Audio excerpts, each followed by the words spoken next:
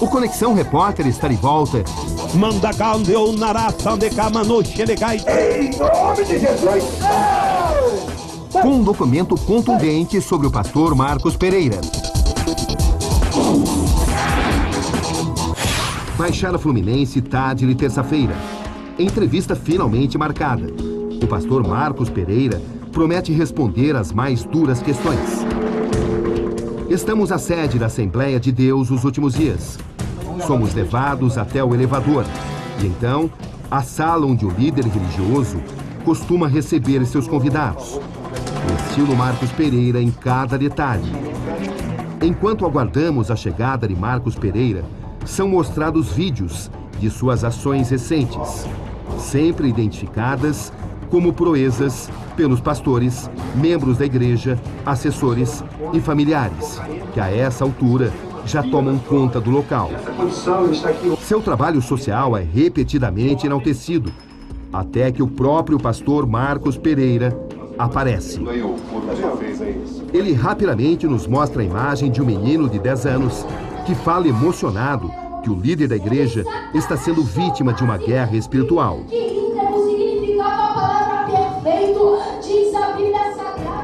Chegou a hora. Tá certo, eu posso perguntar o que eu quiser. Pode perguntar. Não tem restrição, Não tem restrição. não tem censura. Não tem censura. Tá bom, vamos lá.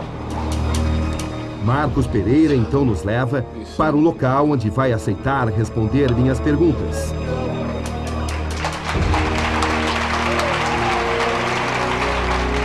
Para minha surpresa, é aqui, no centro de uma igreja lotada de seus seguidores, com a pressão de centenas de olhares. E sempre, é claro, com sua câmera nos seguindo. Achei melhor nós fazemos essa resposta juntos. São perguntas baseadas em testemunhas, basicamente. Então, eu peço desculpas se as perguntas não são exatamente agradáveis, mas faz parte do meu trabalho. Estamos realizando essa entrevista aqui na Igreja do Pastor. Ele fez questão que a entrevista acontecesse aqui, diante dos seus fiéis. Pastor Marcos Pereira, o senhor prega a verdade, a virtude. O senhor está traindo aquilo que o senhor prega aqui dentro? Olha, que eu pelo fruto conhece a árvore. Você está vendo que o trabalho é um trabalho tão forte, tão real, que nas entrevistas que você já me fez, você viu que tem transformado vida. Então é um trabalho que é verdadeiro. Pastor Marcos Pereira, o senhor está sendo acusado de ter relações profundas com o crime organizado. Quais são, de fato, as suas relações com o crime organizado aqui no Rio? A relação minha com o crime organizado é ir lá e tirar o traficante, o homicida, e transformar ele, que eu tenho aqui, inclusive, dos anos 90 até a data de hoje, pessoas que foram recuperadas. Essa é a minha relação com o tráfico. Transformar o traficante numa nova criatura. Ele até então, ele quer que o cara saia do tráfico, mas de interesse no dinheiro do cara, entendeu? Logo quando o traficante sai e vem até a igreja dele, ele cobra logo de imediato os 10% de tudo que o cara tem do crime. Desde o momento que ele está no crime, o dinheiro é dirigido de coisas erradas, ele não pode ficar... Ele não pode ficar? Não. Mesmo se pagar 10% do senhor? Não, isso aí eu vou lhe explicar para você entender. Não existe pecado grande nem pecado pequeno. Desde o momento que o ministro, ele da saúde, e ele tira o dinheiro da saúde, burla esse dinheiro da saúde, é um dinheiro errado tanto como o do traficante. Se o traficante se converter de tudo que ele cometeu, de tudo que ele fez errado, e ele, do trabalho dele, que ele levou tiro, ele assaltou, ele roubou, ele tem algumas coisas dele, automaticamente é o suor dele, é o trabalho dele que estava na ignorância. E Deus não leva em conta o tempo da ignorância. Então ele foi transformado. Ele não vai jogar o dinheiro dele fora, não tinha que jogar o corpo dele fora, o olho dele fora, que ele era traficante. As coisas que ele tem, ele pode ser purificada, ele pode realmente, se ele congregar em alguma instituição, ou evangélica ou não evangélica, e ele quiser ofertar, nenhum líder pode negar essa oferta. Quais são os seus poderes? Meu poder é transformar a vida, tirar pessoas da Cracolândia, tirar pessoas da mendigaria, tirar a prostituta, transformar homossexuais. Esse é o poder que Deus me deu. As testemunhas afirmam que o senhor tem orquestrado ações criminosas para depois aparecer como herói. Isso tem acontecido? De forma nenhuma. Você presenciou o pastor dando ordens para atos criminosos? Presenciei e confirmo isso. Que atos? Atos 2006, 2009, 2010. tocar fogos nos carros, em ônibus. Muitas pessoas morreram por causa disso. E ele que deu ordem aos traficantes para poder fazer isso, para ele vir aparecer na mídia, para tocar o terror no Rio de Janeiro. Isso é uma farsa, uma mentira bem clara, que isso não procede, porque eu visitava pelo vidro, e o vidro não tem escuta, né? E se eu tivesse falado alguma coisa dessa natureza, a SEAB tem o serviço de inteligência, levaria até as autoridades civis e automaticamente eu estaria preso. Ele sempre fala o seguinte: pô, faz a bagunça, depois eu apareço para apaziguar tudo, para todo mundo ver que eu sou o cara, eu sou o pastor que chego com a solução. O senhor se prestou a ser pombo-correio de bandido? Isso nunca, sim. A única coisa que eu fiz com os bandidos é dizer para eles não matar, não roubar, largar as drogas. Transmitir informação? Nunca. Isso não existe. Você viu isso? Ouvi e vi. Como que um bandido, um traficante, vai obedecer uma ordem minha para me aparecer como negociador? Nenhum traficante faria isto. Isso é uma mentira, uma farsa. Muito pelo contrário. Sou contra a arma, a maconha, a cocaína e qualquer tipo de rebelião. Segundo pessoas que conviveram com o senhor, os seus resgates seriam uma farsa. Não, não é uma farsa. O senhor acha que consegue provar isso com certeza? Com certeza. E o que o senhor diz da declaração do homem que foi seu braço direito durante tanto tempo, dizendo que tudo é uma farsa, tudo é para impressionar os fiéis? Ele falava, pô, essa pessoa nem parece que foi tirada da morte. Pô, que isso, rapaz? Tinha que pedir para os traficantes para poder bater nela, dar uma surra nela. Para ter uma ideia, tem um rapaz sentado aqui em frente, que esse rapaz foi resgatado da morte, estava dentro da mala de um carro, eu não o conhecia. E por um acaso, eu estive na comunidade e ele estava amarrado dentro de uma mala para ser morto. E ele está aqui com testemunha sólida e tem vários aqui que foram tirados da morte. O senhor abusou sexualmente de alguma mulher da sua igreja?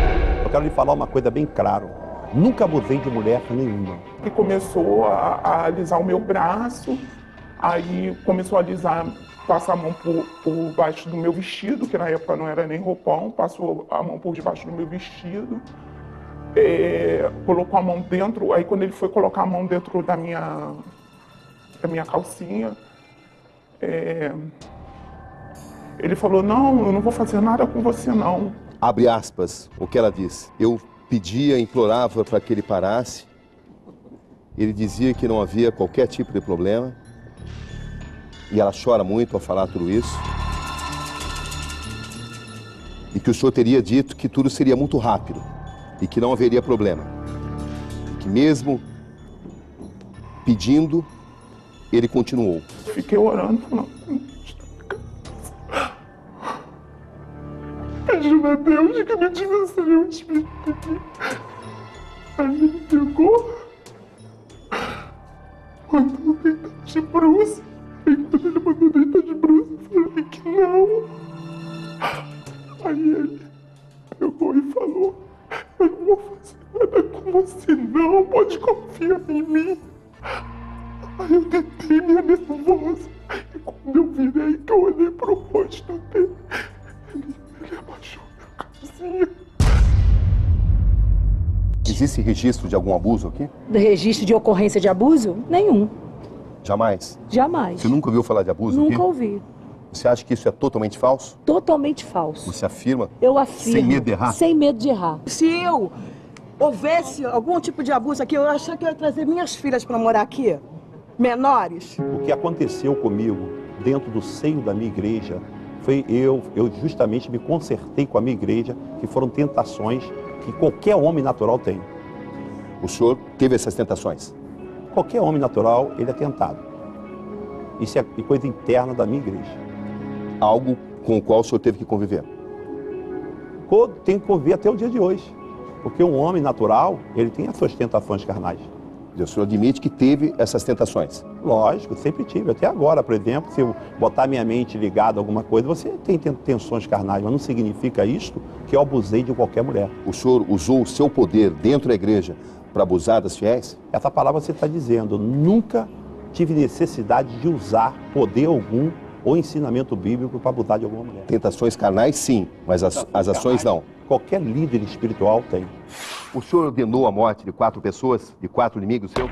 Por que tu me mostra? Onde é que está os defuntos? Onde está a morte? Se eu ordenei alguma coisa, tem que ter morte. Quem eram essas 4 pessoas? Uma mulher e 3 homens que sabiam demais. E a mulher por que razão? Porque ela não queria sair com ele. E se esses corpos aparecerem? Se o corpo aparecer, a justiça vai ver se foi o pastor Marcos ou não foi o pastor Marcos. Para isso nós temos as autoridades competentes desse estado e desse país. Você não tem qualquer dúvida de que essas execuções de fato aconteceram? Não tenho dúvida nenhuma. Por 3 vezes dentro da comunidade, os traficantes tentaram me matar, me executar, entendeu? Por ele ter levado na comunidade lá o toque, dizer que eu era X9 da polícia. O senhor alguma vez ordenou a morte de algum desafeto, algum inimigo? Eu desejei que Satanás saísse do corpo das pessoas e elas nascessem de novo. Isso eu ordeno. Se acontecer alguma coisa, foi o Marcos Pereira. Tantas ameaças e eu não vi ninguém morto, que eu mando no tráfico e tantas coisas eu não vi ninguém morrer. E até agora, a polícia não conseguiu comprovar nada contra a minha pessoa. Esse inquérito vai ser tratado sim, dessa forma, com cuidado, isenção, para que todos os fatos sejam apurados e no final cheguemos a alguma conclusão. E aí sim, no final, serão adotadas as medidas judiciais cabíveis ao final da apuração. Santo! Que toda legião, todo demônio, Pai, em nome de luz, vai! Para sim, glória a Deus. Glória a Deus. Ele será intimado, terá a oportunidade sim de se defender, de apresentar todas as testemunhas que possuía e serão todas ouvidas e será franqueado a ele todos os seus direitos de se defender das acusações que estão sendo colocadas. Porque a Bíblia diz que só quem liberta é Jesus. Pastor Marcos, o senhor teme ser preso?